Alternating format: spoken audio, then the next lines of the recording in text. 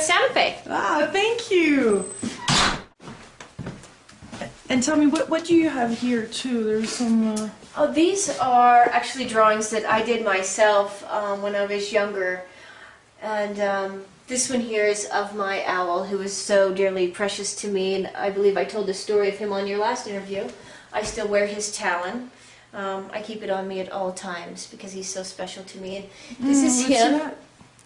This is his talon. When he died, I was just stepping out the door to go to the animals outside, and I heard this loud noise, and I turned, and right when I turned, he landed right into my chest. And I held him, and this beloved owl has been with me my whole life, and I just loved him so much, and I knew something was tragically wrong, and I felt his last 2 heartbeats. And when I went to pull him away, this talon was actually lodged right above my heart in my chest here. And so this is him, so he's very special to me. And yeah, these are just... You draw those? Yeah, those are mine. You are talented in many ways. What those represents for you? Well, each one of these, the reason I drew them is because each one of these animals I've had a very real interaction with in my life. And they've all taught me specific messages. They all mean something very dear to my heart. And so I wanted to have them with me always. These animals are from the home in Colorado. The elk have always played a very special role in my life when I was young.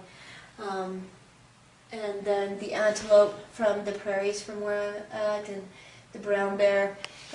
All of these have something very meaningful in my life. So I carry them with me wherever I go. This was given to me by the Taos drum. Pueblo Indians. Beautiful drum, which I've used a few times to do ceremony and connect in with Mother Earth's heartbeat. This is why I drum, to really connect in, and it pulls people together in order to sing and pray aloud for Mother Earth. So this is a beautiful drum that was gifted to me. And these shields are shields that were made for me, specifically for me. The medicine is to help and protect me, and teaching love and unity for planet Earth. So they mean a lot to me.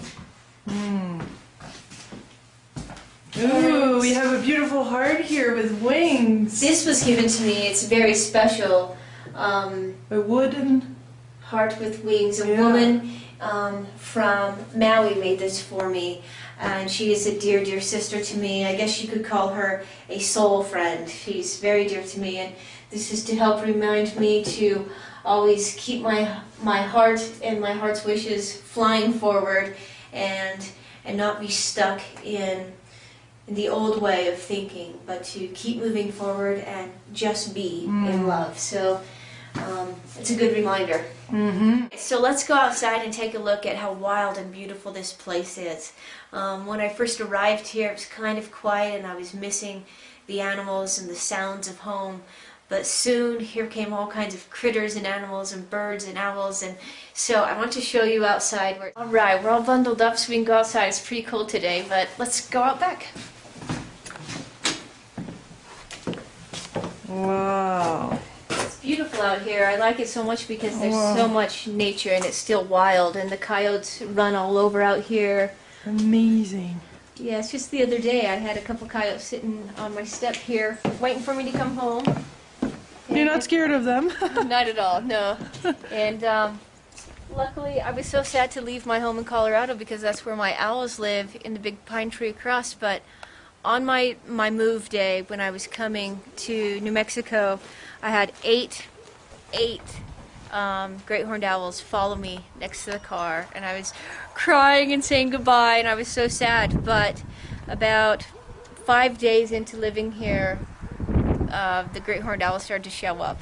So they're here with me, and at night you can hear them. The coyotes run wild all over out here, and the rabbits and the birds of prey. So I'm very comfortable here. Because you grew up also with animals around you. Very much so, You've learned from them a lot. Absolutely. I've learned most of my lessons from nature and from wildlife, and so the wildlife is very important to me. I didn't want to live in the city, so this is great. I really love it here. It's very wild, and there's a lot of animals. So you would meditate here and pray? Definitely. Every single night I do my meditation and my prayers. I never go to bed without doing it, so it's always very important to me. And I think we all should be connecting into Mother Earth as much as possible. And right now it's so sad because there's been so many deaths of animals and people are all wondering what's happening and what's going on. A year ago I spoke about the pole shifting and how it was going to start, and it's already started, but now things are really moving. And I spoke about how this oil spill in the Gulf was going to be much more tragic than they were letting on. And now a year later they are saying, yes, the Florida Everglades is a dead zone, it's gone. That the oil has killed everything within the ocean, even the oxygen is gone. So a year later it's finally coming out that yes, this is real and we're in a much more desperate situation than most of us know about. And with the news showing us how many deaths of animals have been everywhere now, all over the world, species are dying. In Texas, Italy, Sweden, New Zealand, Taiwan, Kentucky, Louisiana, over hundreds of thousands of birds are actually falling, dropping out of the sky, just dead. Tons and tons of fish in the Chesapeake Bay and Port Orange and California. Not only birds are dying, but millions of fish are floating to the surface dead. Millions of them. And there's over a ton of fish in Brazil. I think it's something like 100,000 fish, 3,000 blackbirds in England. Wow. Crabs, the whole species of red crab are floating up dead. Brazil, 100 tons of dead fish are floating to the surface. That's hard to even fathom. But there is so many things happening, over 500 earthquakes in Arkansas, all by itself. There are so many things happening on our planet that we're not even aware of, and we're starting to become aware, and people are panicking. But this is no coincidence. I've been talking about this for 2 years now. The pole shifts are going to bring huge changes to our planet, and now we are just starting to see the smallest effect, and this will keep happening and keep happening.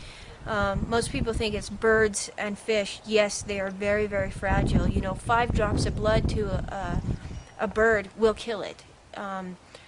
They are so fragile, but it's not just the birds, it's not just the fish. We will also see an increasing amount of mammals and larger animals dying. Seals, whales, turtles are washing up dead as well.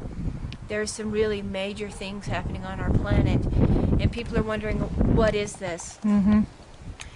One, the poles are shifting in a very, very big way, and people don't realize how urgent the situation is. I've been talking about the pole shifting for a couple of years now, but literally airports are having to shift due north. Florida and I'm not sure where else it was, just recently have had to change the entire airport system for landing and takeoff because due north is so far off now. It's reported that the North Pole is actually shifting towards Russia in a very big way. Just a couple of nights ago, the sun set in a completely different place. For the first time on human written history, the sun has set in a completely opposite place.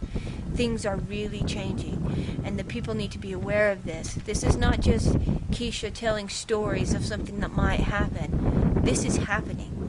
2 years ago, I was speaking of the poles shifting and big changes coming. It's here, it's now, and we're just seeing the tip of the iceberg. When the poles shift, all kinds of different things happen. And again, we're just seeing the smallest impact now, and it will continue to get bigger and bigger. What do we do about this? How can we fight this? It's really not something that we can go out and physically do, but the answer is, and always will be, the higher you raise your love vibration, love will become higher and higher, and it will defeat the hate and low vibrations. And this is really the answer to what human beings need to do on this planet now. We need to gather ourselves together. We need to unify ourselves in love and compassion for this planet. Not only are the poles shifting, but sadly there are people on this planet and governments and and secret groups that are using planet Earth energy to do some really, really terrible things on our planet. Different governments all over the world are spraying aluminum mixed with horrible, horrible gases in our skies. The chemtrails that you see are not just natural chemtrails, but they are full of all kinds of toxins. And these people, it's even been said, the officials who are in charge of this, they have no idea what the repercussions are. They have zero understanding of this. But it is happening. It is being put in our air. And they're trying to block out the solar energies coming.